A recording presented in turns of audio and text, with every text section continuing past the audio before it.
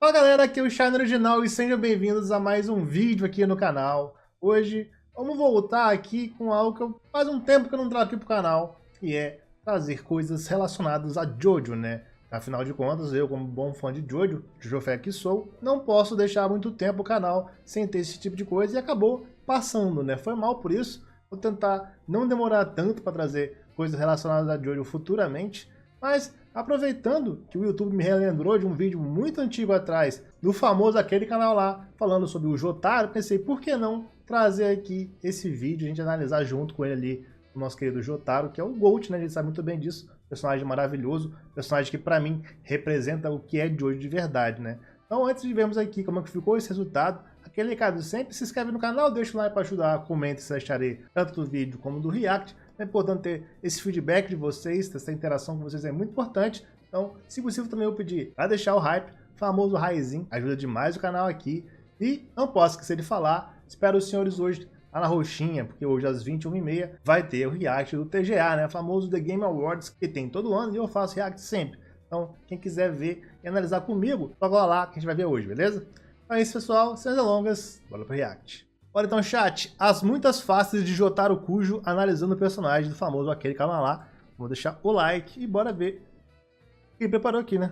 Let's go. Jotaro Kujo é o personagem símbolo da franquia JoJo, Papo já reto. que a parte mais famosa e adaptada é protagonizada por ele. Ele é tão conhecido que é comum pessoas que nunca viram JoJo pensarem que ele é o único protagonista. Então, né? No entanto, ele também é um dos personagens. Inclusive, é muito comum que quando as pessoas estão analisando apenas as aberturas de Jojo ou algo relacionado ao início de Jojo, achar que é o Jotaro, né? Ou quando vê o Jonathan ou o próprio Joseph, né? O que é bem doido para pensar, porque eles não são nem um pouco parecidos, né? Tudo bem, tem certos traços e semelhanças de fato, não posso negar, mas pelo menos em aparência física do rosto, assim, não é exatamente igual, né? Então, porra, é bizarro, tá ligado?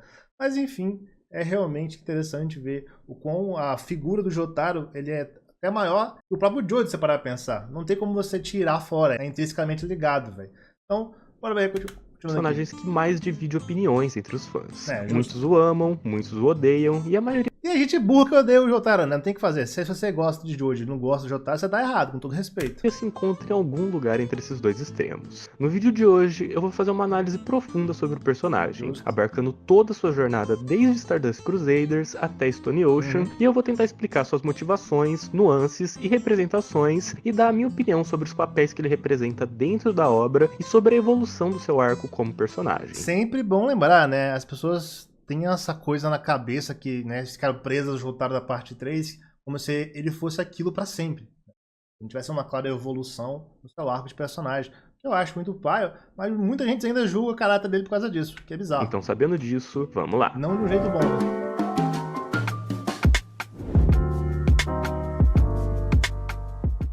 Vamos começar a análise com a introdução do Jotaro na história, que já acontece logo no começo de Stardust Crusaders, Justo. com sua mãe desesperada indo em direção à cela do filho, enquanto Tá se preso, lembra né? de momentos da sua infância e da sua atitude doce para com ela nesses momentos. É bizarro que isso aqui é uma puta quebra de expectativa já de cara, né? A gente é apresentado, né, ao próprio Joseph na parte anterior, então quando a gente é mostrado inicialmente assim, você fica pensando, ah não, pô, o Araki voltou na direção de fazer um personagem como o Jonathan, pra depois em seguida quebrar automaticamente essa expectativa numa cena bizarra pra caralho, velho. Esses pequenos flashbacks são tudo que nós temos da sua infância. Justo. A gente viu a infância do Jonathan, a gente descobre sobre a infância do Joseph no final da história, mas esse começo é tudo que a gente tem sobre o passado do Jotaro. Isso veio do Araki querer criar um personagem que fosse mais como uma lenda mesmo. Ele não é feito para gerar identificação, ele foi feito para gerar admiração. Correto. Ele é de fato mais mito do que pessoa, e essa falta de informações sobre o que tornaram ele em quem ele é, faz parte dessa construção mitológica que abarca o personagem. De qualquer forma, tudo que ele responde pra sua mãe, que tá morrendo de preocupação, é: cala essa maldita boca, você é irritante demais, sua vadia. No que ela só responde um tá bom, na maior paz. É muito doido essa cena, velho. Isso aqui quebra todo mundo, não tem como. Deixando a entender que isso se tornou recorrente. Né? Após isso, os policiais falam que ele tá liberado, mas ele não dá a mínima. Ele fala que vai continuar preso e que tá ali porque ele foi possuído por um espírito maligno e não quer ser obrigado a machucar ninguém. Esse começo é meio maluco e a quebra de expectativa é tão alta que bizarro, a situação fica até meio cômica. Mas quando você quebra a cena pra analisar, você já percebe alguns pontos que vão acompanhar o personagem por toda a história. Ele é apático em relação a tudo, Sim. pouco se importando de estar preso. Ele tem muita raiva, chegando a ofender a própria mãe, que tá em um estado de choque só Então, por né? ela ter gritado. E apesar de tudo, ele tem um bom coração, já que ele tá se colocando nessa situação com medo de machucar as pessoas, Exatamente. se privando da sua liberdade em prol do bem-estar coletivo. Então aqui a gente já consegue estabelecer alguns pontos. O Jotaro é apático e raivoso, no entanto ele tá disposto a fazer qualquer coisa para proteger as pessoas. Justo. Por ser apático, isso difere ele do Jojo anterior, no caso o Joseph, que era alguém incrivelmente maluco, animado, feliz, e bom, vocês conhecem o Joseph, né? correto. E por ser raivoso, isso o difere do Jonathan, que era todo certinho e um modelo de ser humano a ser seguido. Mas por ser alguém disposto a tudo para proteger as pessoas, isso o torna um herói, assim como os dois. Então essa personalidade do Jotaro, apesar de não ser a mais cativante de todas, é sim uma forma de diferenciar ele de tudo que a gente já tinha visto, e não tem como negar que isso ia influenciar os demais Jojos. De qualquer forma, mais pra frente na história, nós conheceremos o Joseph e o Avidol, que serviriam como mentores para ele e o ensinariam sobre os seus poderes. Ele não demonstra qualquer interesse em se lançar em uma jornada a princípio e prefere permanecer preso. Mas então o Avidol decide tirá-lo da cela e nós conhecemos a manifestação do espírito do Jotaro, o Star Platinum. O Star Platinum é basicamente o stand supremo. Ele é extremamente proficiente em tudo que um stand deveria fazer. Ele é extremamente rápido, extremamente veloz, extremamente preciso, extremamente resistente e pode aprender diversas habilidades. Isso reflete a força de vontade gigantesca do Jotaro, que está disposto a fazer de tudo pelo que ele considera ser o certo. Não é exagero dizer que ele é o stand mais poderoso de todos, já que todos os stands... a verdade, né? Porra, todo respeito. Mais pra frente na hora vai aparecendo cada vez mais stand com poderes ainda mais bizarros e completamente quebrado em um monte de escalas diferentes. Mas a verdade é que isso daqui ganha muita coisa, velho. Que é um tanque de guerra ambulante, tá ligado? Não tem condição. É absurdo a parada que o Star Platinum é, velho. Você olha pra isso daqui, vai falar, ah não, pô, ele vai enfrentar um deus absurdo, supremo, que pode arrebentar a realidade e transformar ela na coisa que ele quiser e foda-se. Aí você para pra pensar, como é que você vence isso? De fato eu não sei, mas se colocasse isso daqui pra enfrentar, eu acho que uma chance teria, tá ligado? Porque o Star Platinum, assim, é muito diferenciado de qualquer outro tipo de stand, velho. E até sendo um pouco de falta de certa carinho que eu tinha com o Star Platinum para outros protagonistas. Porque o Gold Experience eu não acho lá essas coisas, com todo respeito ali, né? Por mais que ele tenha o Requiem, seja absurdo, né? Tem uma cena muito foda ali, enfiando a porrada no chocolate lá. Porra, é incrível, mas, sabe, não tem a pegada que tinha, né? O próprio Crazy Diamond, que também é um stand bem legal, também tem uma vibe meio assim, parrudo e poderoso, também não passa essa segurança que ele passava, sabe? Eu meio que sinto falta de ter esse tipo de stand mais tanque de guerra, né? Até mais porque os personagens foram ficando cada vez mais esguios de olho, infelizmente, né? Que se tornaram mais poderosos que ele dependeram de alguma forma de evolução adjacente às capacidades naturais. E tem isso, né? A maioria conseguiu flechinho pra ficar bufado e ficar mais forte, né? Isso daí é porra.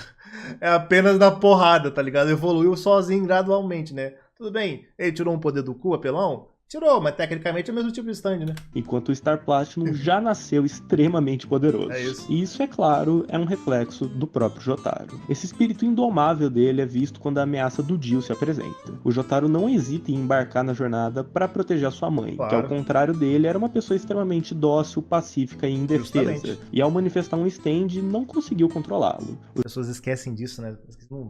Não vê essas coisas, não vira o Jojo com os olhos, né? Vê com a bunda. Jotaro parte na jornada para poder salvar sua vida e mesmo não demonstrando, ele tem um carinho enorme pela mãe e coloca sua vida em risco para protegê-la. Ao longo da aventura ele conhece os demais Crusaders e mesmo se mantendo distante, é possível ver que ele constrói uma relação de amizade sincera com eles. Os momentos que mostram isso são bem sutis, mas você consegue perceber que eles estão ali. Quando Avidol e o Iggy morrem, por exemplo, na luta contra o Vanilla Ice, ele se mostra abalado, permanecendo quieto e olhando para baixo. Quando o Dio diz que matou o Kakyoin, o Jotaro parte pro confronto sem hesitar, mesmo sabendo da superioridade dos poderes do Dio. Ainda tem as coisas mais pra frente, né? Em outras partes, quando ele, né? Tem ali a foto dos Cruzeiros, ele tá guarda até hoje quando é mais velho, pô, tem importantes momentos assim deixados de sempre não muito explícito pra você, pra mostrar um pouco da psique do Todo personagem. dia suga o sangue do Joseph na sua frente, ele se descontrola e mais uma vez parte pra cima, apesar de ter sido aconselhado a não fazê-lo. Né? Quando o Polnareff vai embora, eles se abraçam e ao final da jornada, ele olha pra foto dos Crusaders e sorri, sendo um sinal de respeito e carinho por aqueles que provavelmente foram seus únicos amigos. Foda, né, cara? Agora eu vou dar a minha opinião sobre o Jotaro da parte 3. Eu sinceramente não gosto dele no papel de protagonista. Eu entendo que ele tem que ter mais destaque que os demais e que a personalidade dele condiz com o cara fodão que resolve tudo sozinho, mas o Araki pesa muito a mão nisso. Realmente, né? Eu não posso negar que isso acontece de fato, né? Por mais que isso me agrade, tá ligado? É porque, como eu encaro o Jojo de diferentes partes, né? Com basicamente propostas diferentes, né? Essa proposta que era ter gente como o Jotaro, então eu mergulhei nessa ideia, né? Na minha visão, é isso que tinha que ter do começo, então eu já abraço a parada, a gente vai assim até o final. Então não foi difícil pra mim até me acostumar com o personagem, a gente acaba fazendo isso daí com o longo do tempo. Então, a minha visão foi bem de boa. Eu acho diferente é que na parte 3, especificamente, né, o time de hoje, essa parte, ele é muito mais balanceado que qualquer outro, né? Então, por mais que o Jotaro tenha esse problema, e realmente tem, pra mim, todas as pessoas eles equilibram em volta nos seus momentos, e você não sente tanto, pelo menos foi pra mim assim, né? Não sei como foi pra vocês aí, mas no meu caso, equilibra tão bem que eu realmente não sinto tanto essa pegada que ele tá dizendo aqui, né? Mas eu consigo enxergar tranquilamente, então essa é uma crítica totalmente válida pra falar sobre, né? Mas, pô, funciona. Eu acho que outros times de hoje que tem outras partes, eu não tô falando da qualidade deles, não. Não tô falando nada relacionado a isso mesmo. Inclusive, a parte 5 tem um time tão bom quanto. Agora, falando especificamente de equilíbrio de personagem, da forma como eles se completam, eu acho que aqui a gente tem um time definitivo e justamente serve para poder compensar essa situação do Jotaro. Então, pra mim, tá perfeito do jeito que tá. O Jotaro acaba se tornando uma força imparável e invencível que resolve 90% dos confrontos da parte. Tudo bem, a gente poderia ter certos momentos ali para outros personagens brilhar, até entendo, mas infelizmente, Jojo foi assim, né? Sempre tinha um personagem do Jojo principal para brilhar. Tá errado falar isso? Talvez a parte 4 não demonstre isso direito, aí realmente deu mais foco aos personagens, até o Jotaro rouba um pouco o foco do nosso querido Josuke, né? Mas, porra, ainda assim, acho que pra essa parte, que eu não queria criar um personagem para ser tão icônico nesse tipo de situação, chamando ele um fodão absurdo e realmente resolver a porra toda sozinho, infelizmente é a parada que você tem, né? Você tem que tirar de alguma coisa, você dá de um lado para conseguir trazer e exprimir essa coisa que você quer, que é criar essa figura absurda que o Jotaro representaria para a franquia, e eu imaginaria que o Araki queria fazer justamente para mais para frente, criar mais coisas com o personagem, não à toa ele é o único protagonista que aparece tanto na história, né? Mas que um ou outro assim, pode ser minimamente citado, é só ele que tá ali, tão frequente quanto, né? Você pode até fazer câmera, mas sabe que realmente importante só ele mesmo, né? O que acaba impedindo o desenvolvimento dos demais personagens de um e lado acaba tem tornando o isso. próprio arco meio repetitivo. Muita gente tenta justificar Aí a parte que eu não acho, tá ligado? Essa é uma crítica que eu entendo também tranquilamente, mas que não me afeta em nada. Pra mim, eu não consigo traçar essa parte da repetição. E no meu caso, felizmente, né? Pra mim isso aqui é Jojo pra caralho, velho. É o famoso vilão da semana, né? É o famoso jornada de fato. Jornada, você vai passar por muita coisa. Então, quanto mais obstáculos pelo caminho, por mais que esses padrões possam soar repetitivos, como você está dizendo, a forma como você vai vencer não é simplesmente sair deitando a porrada de frente o tempo todo, não. É claro que a forma como está a parte do luta, ele realmente vai resolver no soco, mas a forma como ele vai vencendo os personagens sempre tem um tipo diferenciado e bizarro pra acontecer. Então, cara, sempre gerava alguma coisa muito louca nesses episódios. Então, quanto mais bagulho tinha, mais bizarro ficava e eu ficava feliz pra caralho. Então, eu acho que explora muito bem esse tipo de loucura na parte 3, né?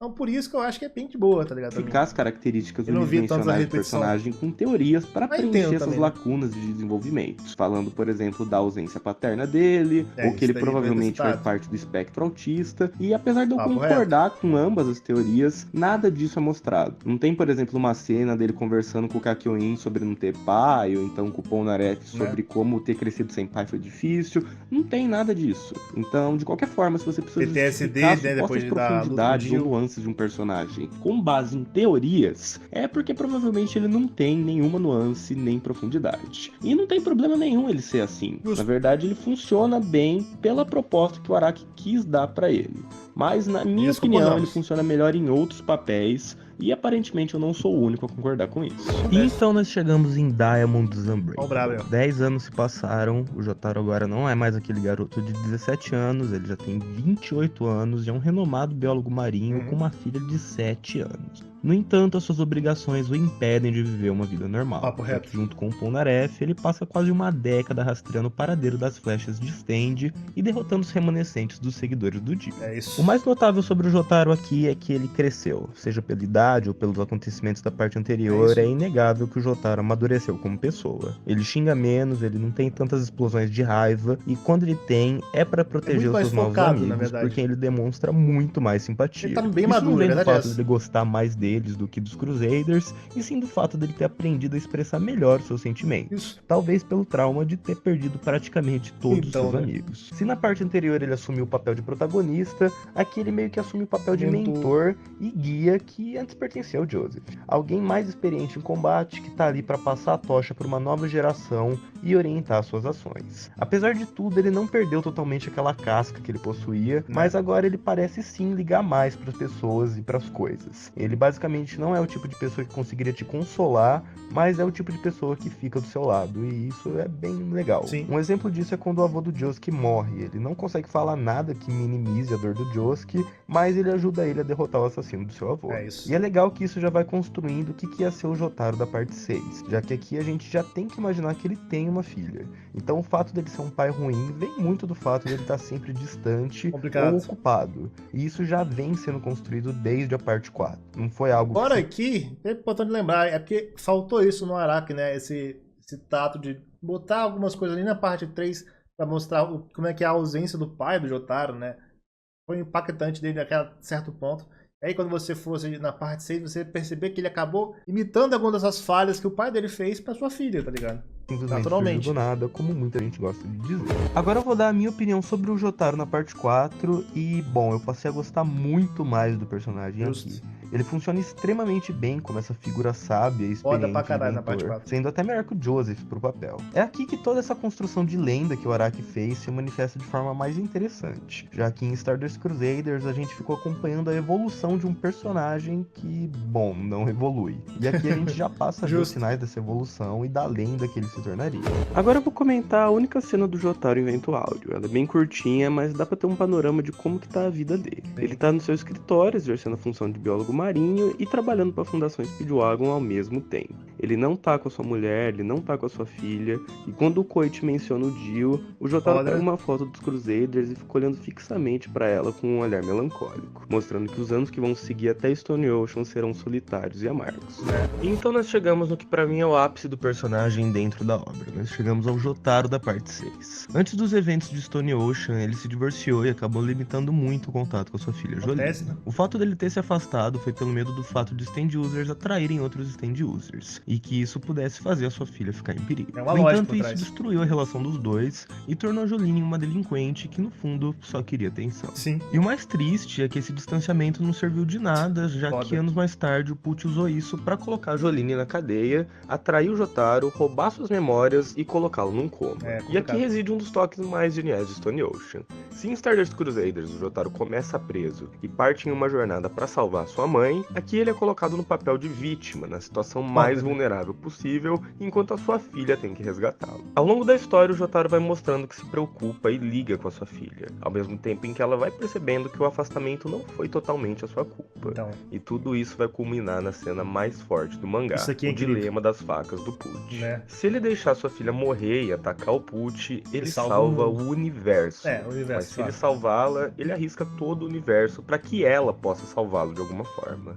Não importa como você veja essa situação, o Jotaro escolheu a sua filha ao invés do universo. O mesmo Jotaro que não ligava pra nada. O mesmo Jotaro que era uma força da justiça.